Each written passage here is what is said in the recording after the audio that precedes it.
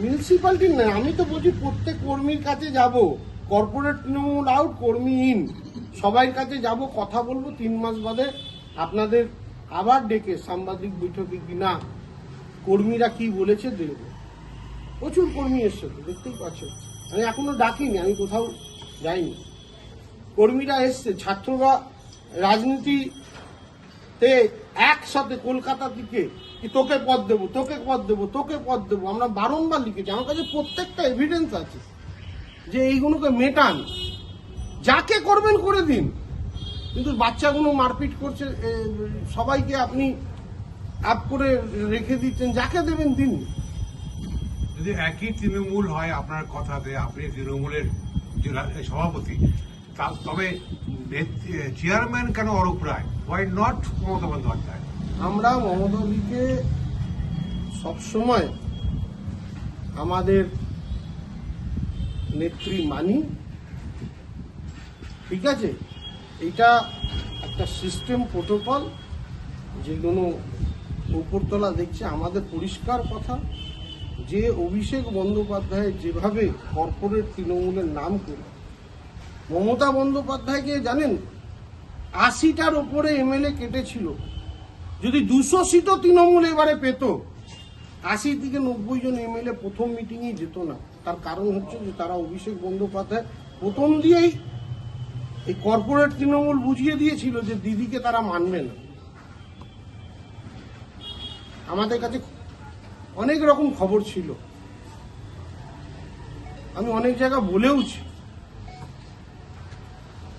তাহলে দিদিকে কে প্রথম, দিদিকে সব থেকে বেশি যে মানল না, আমি তো সব উদাহরণ দিয়ে বললাম যে দিদি এই চাইতেন কোনো জায়গায়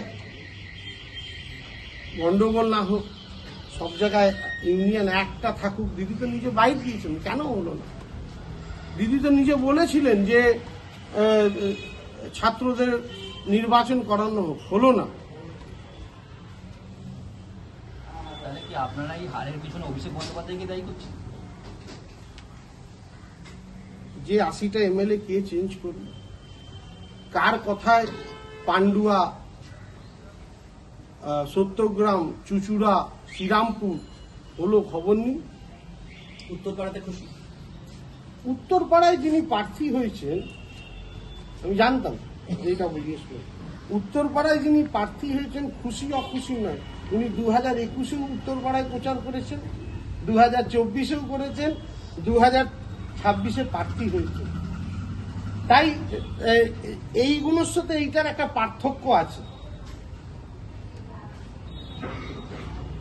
প্রত্যেকটা পৌরসভার পৌরপ্রধানরা পদত্যাগ করছে, এটাকে কিভাবে দেখছেন? দেখুন, পদত্যাগ করছে সেটা আমি এই মুহূর্তে বলতে পারবো না, এই বিষয়ে আমি কারোর সাথে আলোচনা করি। হ্যাঁ, বলছি যে এখন কি বিজেপির সঙ্গে সমঝোতা করে বা বিজেপির দেখানো রাস্তাতে আপনাদের সংগঠন চলবে? না, আমরা গভর্নমেন্টের সাথেই, যে আমি গভর্নমেন্টের সাথে, যদি গভর্নমেন্ট জনবিরোধী নীতি আনে আমরা প্রতিবাদ করব এবং মানুষকে এই যে বোঝাবো যে 34 বছর বামফ্রন্ট আর 15 বছর তৃণমূল, গভর্নমেন্টের সাথে লড়াই করে করে করে বাংলা পিছিয়ে গেছে। গভর্নমেন্টের সাথে সামঞ্জস্য রেখে বাংলাকে এগিয়ে নিয়ে যেতে হবে। এই বলুন তো, এই শ্রীরামপুরে সাংসদ অনেকবার চিঠি দিয়েছিল, সাংসদের কথা আমি যেহেতু জানি, আমি ওনার কাছে দীর্ঘদিন ছিলাম,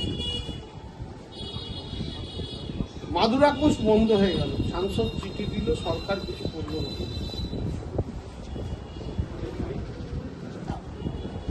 ম্যাকডল বন্ধ হয়ে গেল শ্রীরামপুরে,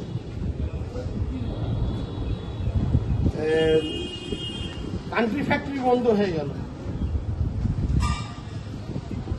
তাহলে কোথায় যাবে লোক? এইগুলো তো সরকারকে বারংবার আমরা বলেছিলাম, কিন্তু সরকারটাকে নিয়ন্ত্রণ করে নিয়েছিল কর্পোরেট তৃণমূল। কর্পোরেটরা পুরো সরকারি সিস্টেমটাকে করে নিয়েছিল। সেটা আমি কেন বুঝতে পারি যে 2026-এর আগে, ভোটের আগে দেখবেন যে পথশ্রী রাস্তা হচ্ছে, পথশ্রী রাস্তাতে আমরা যেসব প্রপোজাল পাঠিয়েছি বিভিন্ন সারা রাজ্য জুড়ে সবাই পাঠিয়েছি। আমরা দেখলাম যে সেই রাস্তার প্রথমে ইনকোয়ারি করতে হলো আইপ্যাক। আমি অবাক হলাম, আমি ডিপার্টমেন্টকে ফোন করলাম, বিভিন্ন এভিডেন্স আছে। আইপ্যাক কেন? তো ডিপার্টমেন্টের কাজ, আমাদের ইউডিএমএ যদি আসে তাহলে কেএমডিএ যদি কাজটা করে তাহলে কেএম বলুন আগে এরা দেখে রিপোর্ট দেবে তারপর আসবে। ভাবুন, যখন কিছু কিছু রাস্তা মিসিং হয়ে গেল, মিনিস্টারকে বলছি বা মিনিস্টারের সেক্রেটারিদের বলছি, বলতে এটা আমাদের হাতে নয়,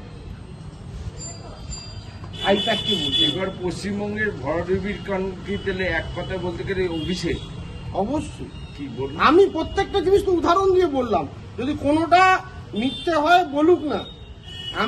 আমি তো বললাম যে কেন মনে হলো যে অসিত মজুমদারকে বাদ, কেন মনে হলো যে তপন দাশগুপ্তকে বাদ, কেন মনে হলো যে রত্নানাথকে বাদ, কেন মনে হলো যে শ্রীরামপুরে বাইরেকার প্রার্থী দিয়ে দেওয়া হলো।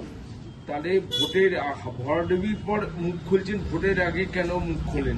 কে বলছে? আমি তো 2022 পর্যন্ত বললাম তো প্রথমেই যে আমি অভিষেক বন্দ্যোপাধ্যায়ের ছবি শ্রীরামপুরে লাগাতাম না, আমাকে বাধ্য করা হলো কারা বাধ্য করেছে? কর্পোরেট, যে আপনাকে দেখে নেব। আপনি ইন্ডিভিজুয়াল ভাবে প্রতিবাদ করছেন, ঠিক আছে, কিন্তু Individual না। আজকে যেভাবে পাড়া বদলের পর দলবদ্ধভাবে আপনারা বলছেন, সেক্ষেত্রে ভোটের আগে কেন আপনারা মিটিং কমিটি তো ছিল, সেই কমিটিতে কেন আপনারা প্লেস করেন? কে বলছে? বলিনি। অনেক লোক বলেছে, অনেক ছেলে বলেছে, নালে এই কাগজগুলো আছে কেন যে আমরা এই চিঠিগুলো পাঠিয়েছি? অনেকে বলেছে, অনেকজন বলেছে। আমাদের তো সাংসদ কল্যাণ দাই বহুবার বলেছে। অভিষেক বন্দ্যোপাধ্যায়ের বেশি, সব থেকে বেশি তো সাংসদ মুখ খুলেছিলেন। শুনছে না, না শুনলে কি করা যাবে? মিটিংয়ে কেন মুখ খোলেননি? কোথায়? সব জায়গায় মুখ খোলা হয়েছে, সব জায়গায় বলা হয়েছে, কিন্তু কেউ যদি না শোনে তাহলে কি করা যাবে?